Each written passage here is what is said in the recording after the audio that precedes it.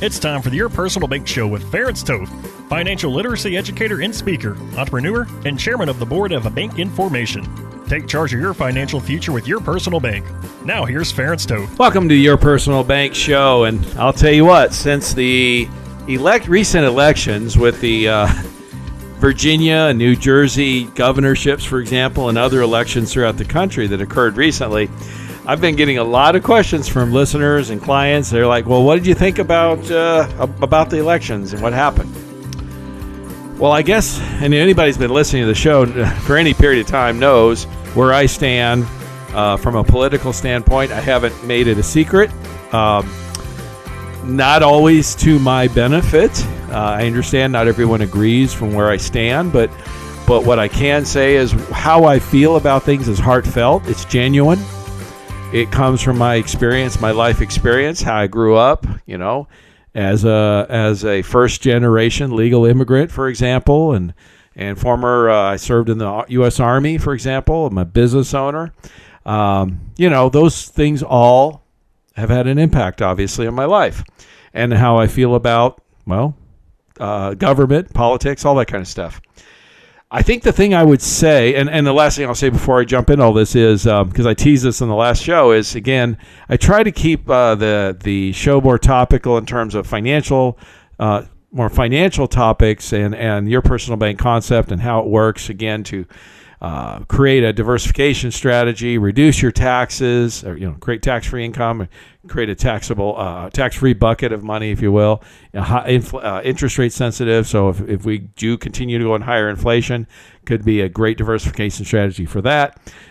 If you missed any of the previous shows or you don't understand what your personal bank can do, and of course, creating positive arbitrage, which is probably one of the most powerful aspects. And positive arbitrage, folks, is just positive cash flow in your money after you spend it, so you're still earning some interest.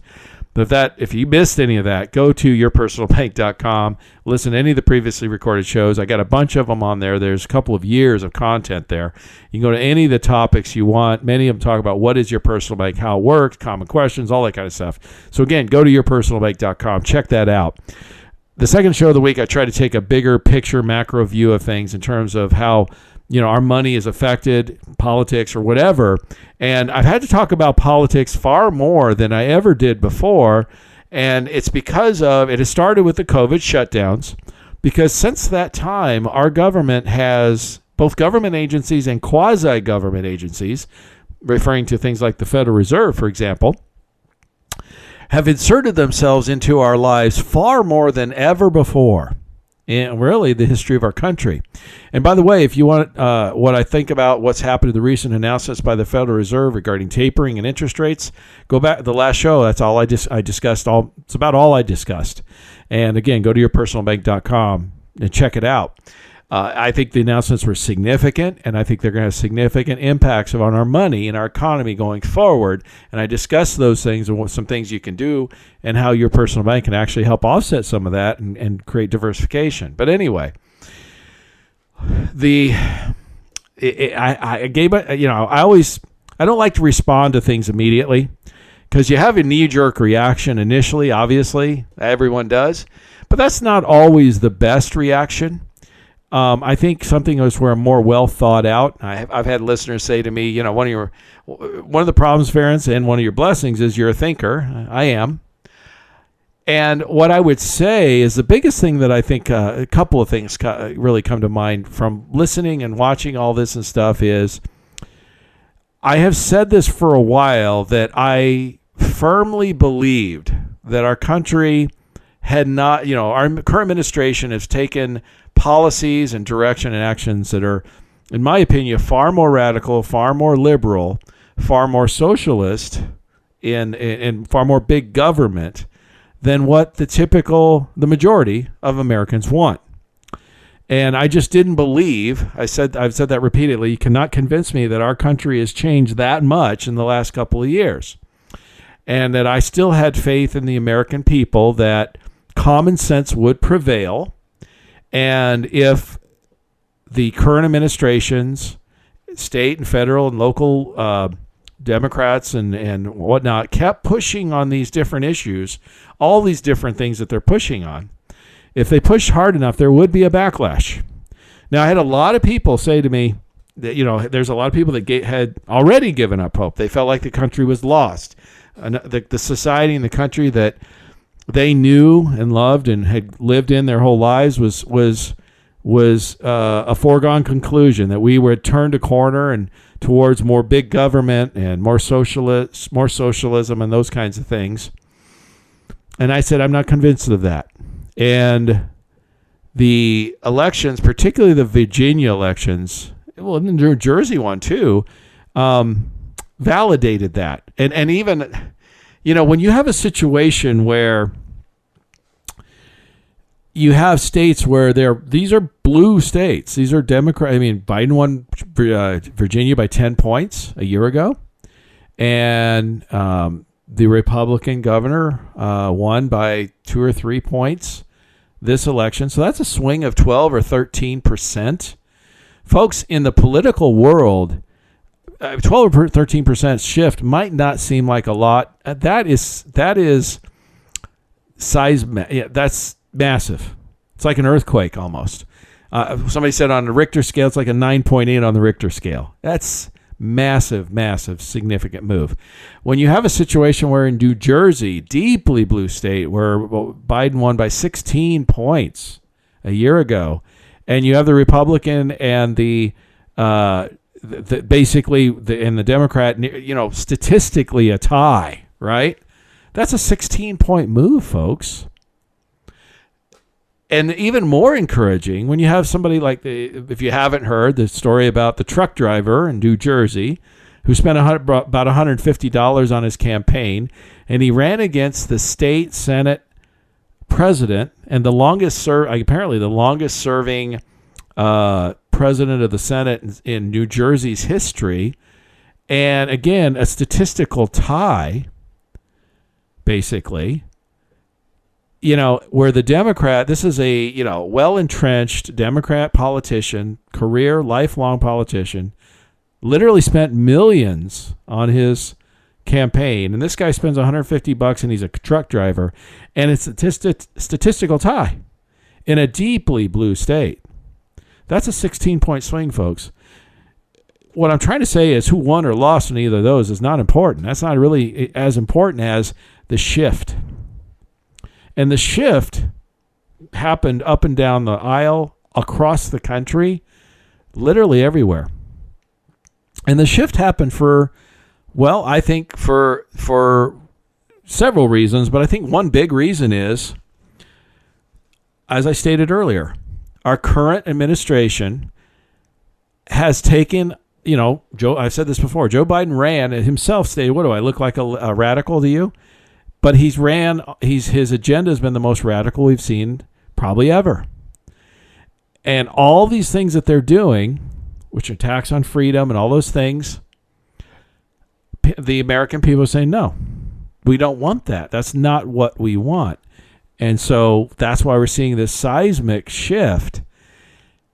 Now, the second thought I had was, will the Democrats learn, will the establishment learn a lesson from this election cycle before the midterms come around a year from now? So far, it doesn't seem like they are. Now, we'll see. We'll see if they will. I mean, here's the thing. In my opinion, for the benefit of the country, I would hope they would learn and they would recognize that, here's the thing that it frustrates, I think, so many people. The amount of how out of touch they are. I've said this many times. The fact that they were surprised by this is shocking in a way. It didn't surprise me a bit. Now, who actually was going to win these races or lose, I wasn't sure about. But the shift, that part didn't surprise me a bit because I knew that probably a good or 10 or 15% of Americans, and I said that we're going to switch, we're going to shift because this is not what they wanted. And it's not the Democrats and it's not the Republicans that are doing the shift. It's the folks in the middle. It's the independents, the moderate Democrats, or more moderate Republicans. Your deeply conservative Republicans, they're not going to change, and your deeply liberal Democrats are not going to change, right? It's the folks in the middle. It's that 20 or 30% in the middle. And clearly in this last cycle, the vast majority of that middle moved because they said, no, this is not the type of country we want. This is not the direction we want. This is not the society we want. And in my opinion, they sent a very, very clear message. Now, the current administration seems like they want to just keep pushing forward. And I've got to think, I don't think they're that foolish. I think they have an idea. If they didn't realize it before, they should by now. But they're probably pushing forward because it's kind of like they're going for leather, right? I mean, it's like that Thelma and Louise movie where, they're just going to go as fast as they can. And if they go over the canyon and, crash and burn, so be it. But they're going to try to accomplish everything they can because the clock is ticking. They know the midterms are coming. And so they can either change direction significantly to what the American people want and actually be our representatives. Isn't that a novel concept? We're a representative republic. Think about that a minute. We elect representatives to represent us, yet so often it seems many times they don't. Or they're going to continue down their agenda because that's what they are just so firmly entrenched in that belief system, they can't break free from it. You know what I mean? And they're just going to go down. They're going to go down with the ship if that's what they have to be. They're going to accomplish as much as they can, and the clock is ticking. They only have so much time. And my opinion, I think that's the direction they're going to end up going. We'll see over the next few months. Now, if that's the case, that they continue to push down this path of progressive, I call it regressive, higher taxes, higher regulation, big government, more socialist programs, all these kinds of things, more spending, and they're going to push as hard as they can for the next year, it could mean we could see some fairly significant changes to, say, our tax codes, our tax rates, things like that. A tax-free bucket of money wouldn't be a bad option then, right? Contact me at toll-free 866-268-4422 or yourpersonalbank.com. I'll show you how to create a tax-free bucket of money. But, we could certainly see those kinds of things. So if that's the case, which, like I said, seems to be increasingly likely is going to happen, then our course of action becomes very, very clear on what we should do going forward. And since I'm coming up on a hard break, I'm going to have to tell you in the next segment what I think our course of action, our direction is going forward, headed forward over this next year. So what I'm going to do is encourage you to stay tuned through the break, and the next segment I will talk about that very thing, what I think is the course of action for any freedom-loving American. So stay tuned. For more information on Your Personal Bank, feel free to contact Ference at yourpersonalbank.com.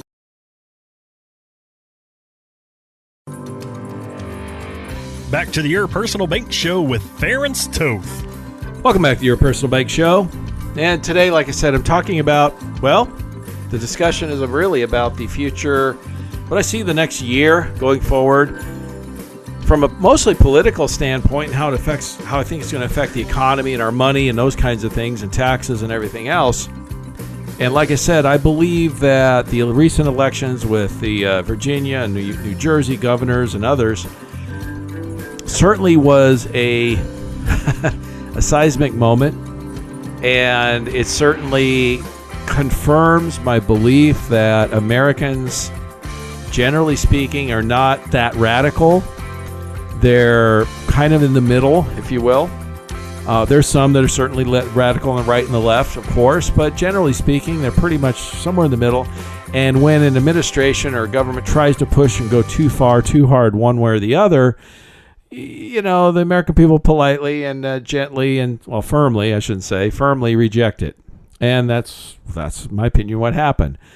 Unfortunately, the current administration, the current representatives in charge, seem to be so entrenched and so committed to their agenda that they just can't see any other direction other than just keep pushing forward. And since they've got an impending deadline, the midterm elections, where I firmly believe most of them understand that I've even heard some of them even mention this thing, that they only have a limited amount of time left. In essence, they're going to lose the House or the Senate or both, likely, at the midterms, based on everything they've already done. And they've already done so much damage, if you will, to what people want, that they might as well just go for it, get whatever it is they can get done, which is sad for the country. It's putting politics above people. It's putting party above the country. It's putting their agenda over what the people they represent back home really want, or the majority want. And that's not what a representative is about, or supposed to be about in this country. It is what it is. So what do? We're damage control, right? So the battle isn't over. It's not going to be over in one election. It's not going to be over in one midterm election. This progressive idea of, in essence, changing the very fabric of our country, the type of, even changing the type of government that we have, fundamental changes. That's what they keep talking about. It's not a secret. They keep talking about these things, and I've even been sharing repeatedly where so many of these things are attacks on our freedoms. I'll share this. So I have had overwhelming support and encouragement when I share these ideas and these thoughts, these common sense things, and how I feel about things. Again, I'm first generation legal immigrant. I served in the military. I'm an entrepreneur, small business owner. So, my political beliefs and whatnot have been shaped by the life that I've lived. And what's encouraging, I guess part of the reason why I believe that our country hadn't changed is I was repeatedly getting so much feedback from so many of you, and thank you, and encouraged me to continue. I've been called the town crier even. It's kind of funny. I take that as a compliment. And, there's some risk involved. I understand. I'm in the financial world. I'm in sales. I'm in a situation where if somebody doesn't particularly like me, they're probably not going to do business with me. And I understand that. And that was a risk I took. I knew, but I felt like protecting our country and standing up for freedom, the attacks on freedom, was more important than generating a new client, for example, and making a sale, if you will. And I got my first complaint this past week, actually. I got an email from somebody who obviously was not happy with what I was sharing. And basically the gist of it, I won't share all the details, and it wasn't nasty or anything, but they clearly were not happy with me. And they shared where they started listening, as they stated. They thought that some of the financial stuff I was sharing had merit. They liked the idea, and I apparently listened for about 5 minutes, so I'm not sure how much they could have gained from all that, but it's good they listened that long, I guess.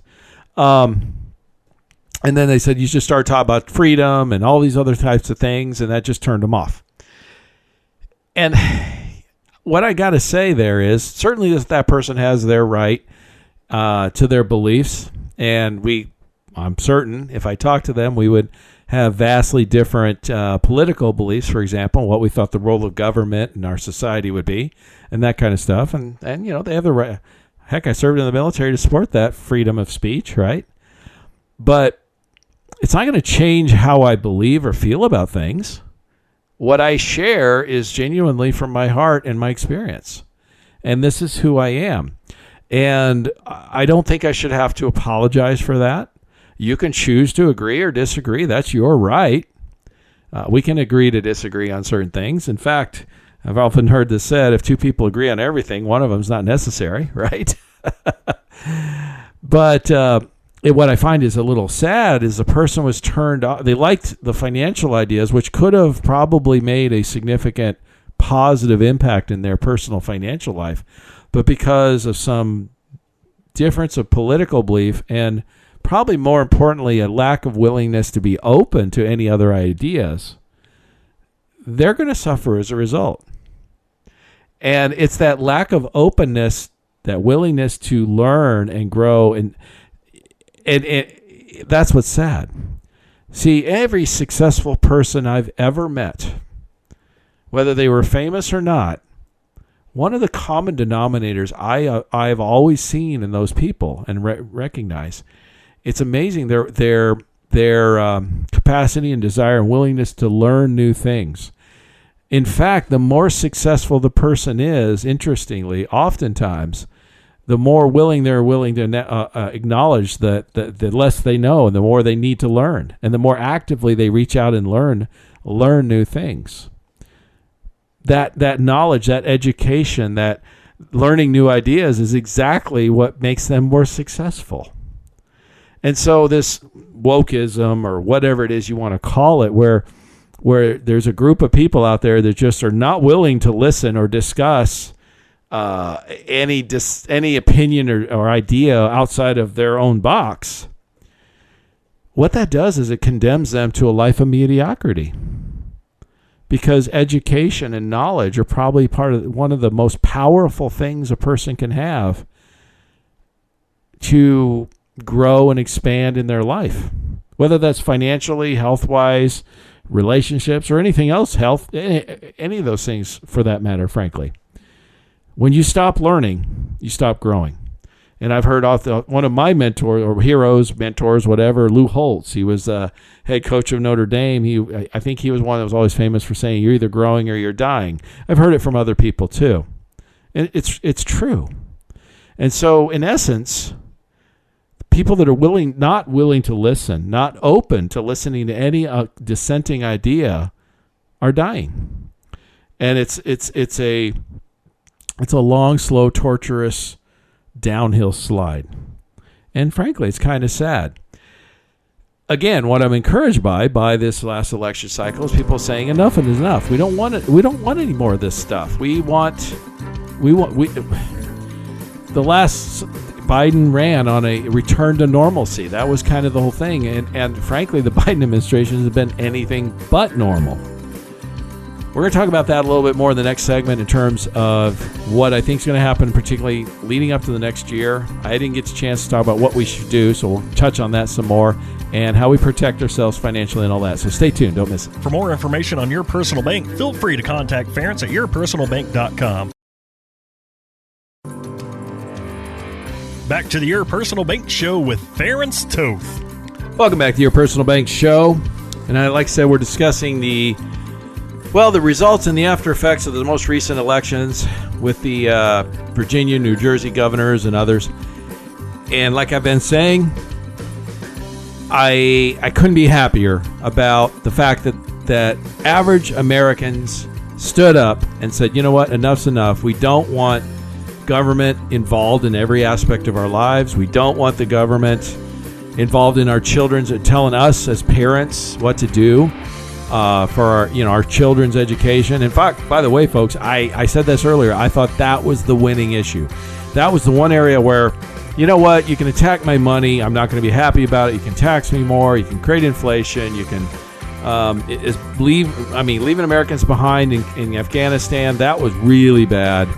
But all those things were bad. And again, I'm being generous here when I'm trying to think. Open borders. That's really bad.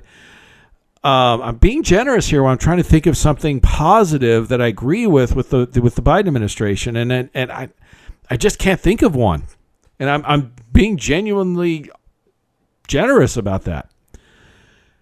But when you come after parents and their kids, try to get between the parents and their kids.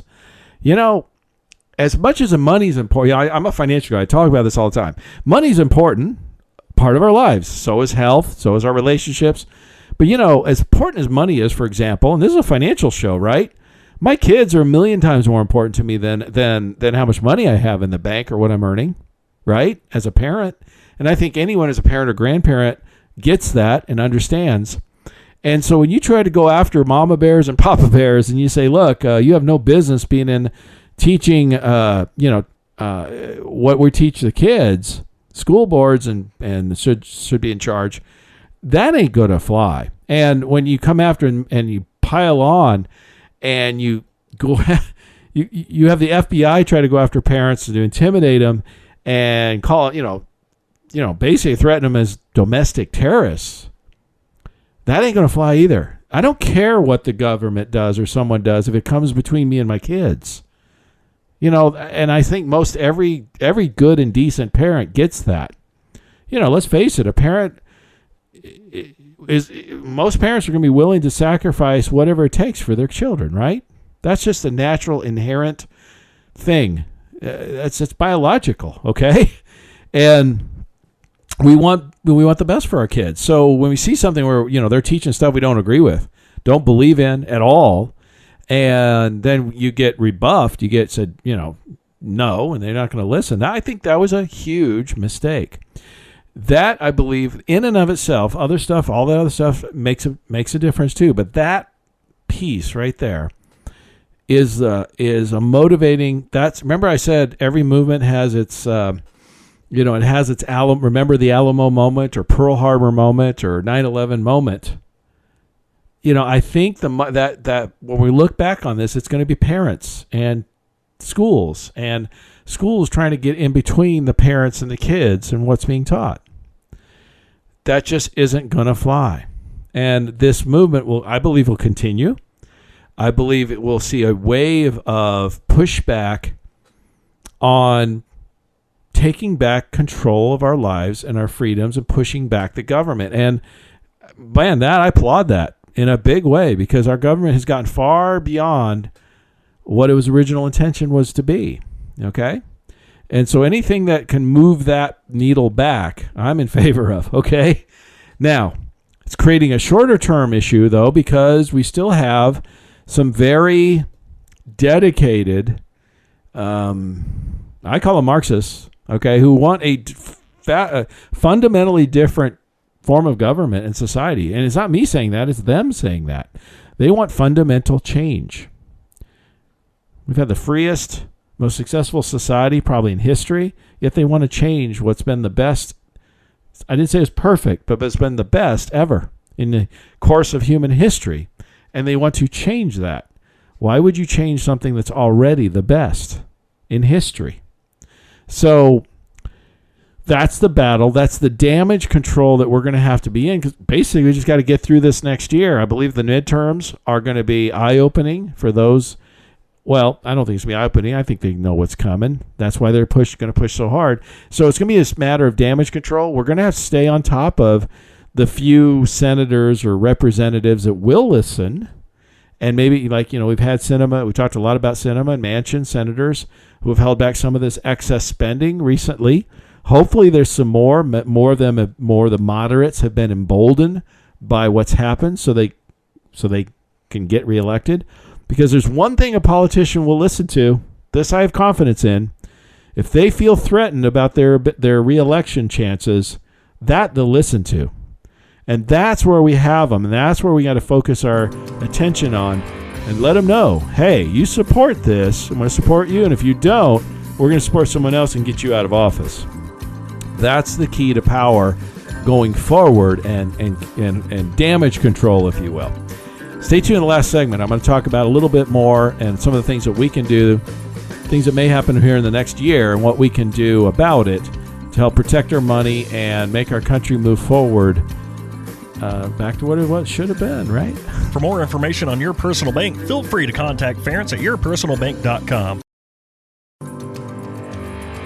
Back to the Your Personal Bank Show with Ference Toth. Welcome back to the Your Personal Bank Show. We're discussing the results and what I think are going to be some of the effects, particularly in the next year, on the most recent elections. I think the American people spoke. I'm proud of them. They've said enough's enough. They're not in the majority, the vast majority, actually, are not in favor of where the direction is heading. I've seen recent polls showing 71%, I believe it was, of Americans don't like the direction the country's going. Folks, that's a big majority. In other words, that's about half of Democrats don't like the direction the country's going. That will lead to dramatic momentum shifts in terms of who's in charge of government, the direction of our government, our society, all those things, and will preserve our society of the land of opportunity versus what much of our current administration and government has been pushing for. A lot of the bureaucrats for a society of dependency where, people rely on the government for most everything, which, of course, gives them more power. We don't want them to have more power. In fact, we're a society, we're a representative republic of limited power. And that's what our founders intended. And I believe the pendulum has shifted far too far to big government control and all that, socialism and all that stuff. We're going to see a pendulum shift back. We're already starting to see it. In fact, and I think it's like round one of this battle or of this shift, right? Next year certainly will tell us a lot more of the story. But I got another article here is, in the meantime, we got to get through the next year, right? And do as much damage control as we can. Certainly, election results should embolden a lot of average Americans. It should embolden a lot of moderates on both sides of the aisle to not kowtow to the more liberal or aggressive or regressive policies, the tax and spend, big government, all that kind of stuff. So we should have some more firepower, if you will. And again, these folks are going to want to be reelected. So those people that are in the more, hey, not only just, if you've got if you're a Democrat in a red or purple state, what if you're in a Democrat in a relatively blue state like Virginia? Saw what happened, right? Politicians pay attention to that stuff. They like being reelected, right? So, but this article, like I said, this is, the stuff that the Biden administration particularly has done for the past year. And look, it's not that I'm totally against them or anything. It's just, it's to me, what you do speaks so loudly that what you say I cannot hear. And it's the policies that I have a real issue with. Look, Joe Biden, if I met the guy, I've heard from all accounts, he's a likable, kind of decent guy. Okay, fine. I don't like his policies. Fair? All right. So I'm not going to get in an argument about this or that. I even had this discussion last night with my own mom, who just she's like, doesn't like Biden. She voted for him, and she voted for him because she thought he'd be nicer than Trump. She just couldn't handle his personality and his tweets and all. And I said, Mom. But she liked his policies and doesn't like Biden's. I said, well, which is worse, bad tweets or bad policy? She said, you're right. Wish you could have some of both. Have a decent person with decent policy. I get it, but if I had to choose, right, it's about what do they do. So, but we've been in a situation where this administration has been nothing, the opposite of normal, okay? And it's been like crisis after crisis and attack after attack. And look, like the person that sent the email to me, they didn't like the fact I was talking about freedom and all this stuff. And attacks on freedom. Well, folks, I'm sorry, but I'm not going to apologize for that. I cherish the freedoms that we have. I believe the freedoms that we have are the very basis to allow us to have the economic freedoms that we have, for example. Without the basic freedoms we have as citizens, we wouldn't be able to build wealth and grow it and pass it on to the next generation and all that. To me, that's foundational. So if somebody doesn't get that, what I understand is they just don't understand the basics of what's important. Okay, and I feel a little bit sorry for that person because they're missing something, or allowing politics, or again, I said this earlier, not being open to other lines of thought or other dissenting opinion, which is, by the way, how you grow and learn. Okay. Anyway, this article, this happened before the recent election. So we'll see if they continue down this path. But it's these kinds of things that are really going to tell the story, and we got to continue to stand up and say no, because we clearly still have some power. But the Biden administration says it will not halt firing employees seeking vax exemptions before a D.C. court ruling. And as the attorney said, the Biden administration showed an unprecedented cavalier attitude towards the rule of law. In other words, a D.C. court judge court order basically asking the Biden administration to, in essence, stop firing civilian and active duty military people who were not getting vaccinated. And they basically said, no, we're just going to keep firing them. They were not going to agree to halt the discipline and termination of any employees in the process of seeking a religious exemption to the vaccine. Folks, this is a restraining order. This is a court order, and they're just not listening. They're trampling the rule of law. They are so hell-bent, I'll put it that way, on their agenda. They just really don't care what gets in their way, including a court order. Now, it'll be interesting to see what the end result of all this is. But again, this is the kind of stuff where in the last election, people said, the most recent election, no, enough. You know, this is a country of laws. We have a constitution. I know there's some out there who thinks it's outdated and hate it and they think it's an impediment. I don't, but there are some do. But the reality is, if one group of people are allowed just to break the laws and do whatever they want, why should the others have to follow them, right? That creates chaos. That's a breakdown in society. We won't have a country as we know it if that type of thing continues, okay?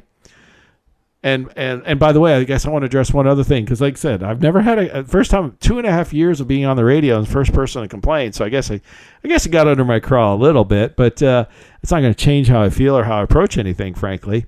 But, you know, they were talking about how, I was just fear-mongering and talking about, Marxism and stuff was going to take over the country. No, they missed the whole point. Our current administration is attacking our freedoms, plain and simple. I don't want to live in a society where the IRS is monitoring our bank accounts. I don't want to live in a society where the government has significant influence on business, the economy, or my life in any shape, form, or manner. What I want is and I don't want a situation where the government is just spending money like a drunken sailor, causing financial chaos in the future, maybe for myself and future generations, my kids, grandkids, right? What I want is our government. They represent us. I want them to actually represent us. And the majority of people have spoken, and they have said, look, do your job.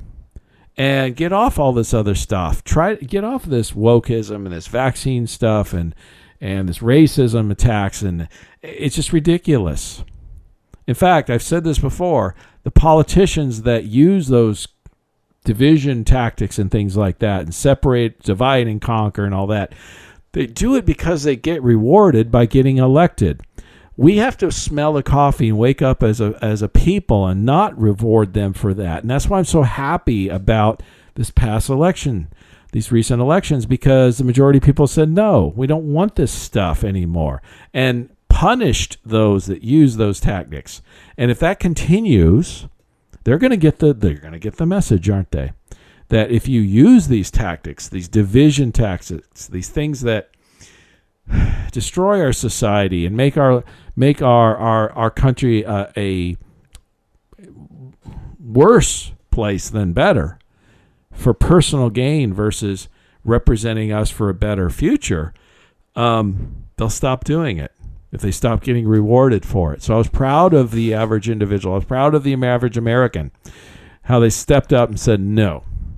Record turnouts, all that kind of stuff in a pretty darn blue state, blue states, Virginia, New Jersey, for example. Here's the interesting thing. What do you think the purple states are going to be, or the slightly red states are going to look like? I mean, those if you're a Democratic representative in those states, you got to be concerned, right? And they should be. That's good. So damage control, we can't stop the fight. We have to stand up for these things where these people are attacking us, or government is attacking our freedoms, or just running roughshod over, a court order, for example, and these people that are in the military, civilian employees, just losing their jobs. See, here's the thing you need to understand. People are getting hurt. Their livelihoods, their economic livelihoods are getting damaged. And I'm going to give you a quick example. My own sister, who until recently we've been estranged, and my mom had some severe health issues recently, and we've reconnected, and that's really great. But I frankly had not talked to my sister in over a decade. She works for the IRS. She's a manager for the IRS. She's been there 16 years. Do I like her career choice? Not particularly. I certainly didn't have any influence over it. But we were having a discussion. They are forcing her to get the vaccine. She doesn't want to get the vaccine for various personal and medical reasons. She has until, I think, November 22nd or something like that, she said, to get the vaccine, or if she chooses not to, she'll have to go through 5 days of counseling. So I said to her, so no, they're going to browbeat you for 5 days. She goes, yeah, basically. And if she still refuses after 5 days of browbeating, you want to talk about just propaganda pushing on people, she'll be on temporary punishment, as she put it, for 2 weeks. And if she still refuses, she'll be terminated. And as she put it, what stinks is she worked there for 16 years. She doesn't agree with a lot of the politics and policies, but she still has managed to carve out a career there and do well. She goes, if I had 5 more years in, I could retire with an early retirement. If she's going to lose a pension, she's put 16 years into this, and she's probably going to have to end up being forced to walk away because we have an administration that wants to control people and put these top-down demands. I'm not anti-vaccine. I'm anti-mandate. Now, she, in her case, has chosen, she, again, doesn't want to get the vaccine. And we live, I thought, in what's called a free country. She should have that option, right? There's things where you're immune. There's other options. There's other things that could be done. And look, I'm not happy she works for the IRS, okay? I mean, I consider them, well, you've listened, you know how I feel about that. But the point is, she should, at the same time, shouldn't be forced to have to quit her job. And she's just one of millions of people who are military, civilian employees, or whoever, who are having to make gut-wrenching decisions because somebody has decided to be a tin-horn dictator, is what it really boils down to. We have this group in charge of government that thinks they're smarter than everybody else, who thinks they can make decisions for the rest of us. And folks, that's just not our country. That's not right, and it's not what our country should stand for. I hope we stay the course, keep fighting, keep battling. We're winning, and I believe it's only going to get better. So we should stay encouraged. We just got to weather the storm for the next year or so, and it'll continue to get better.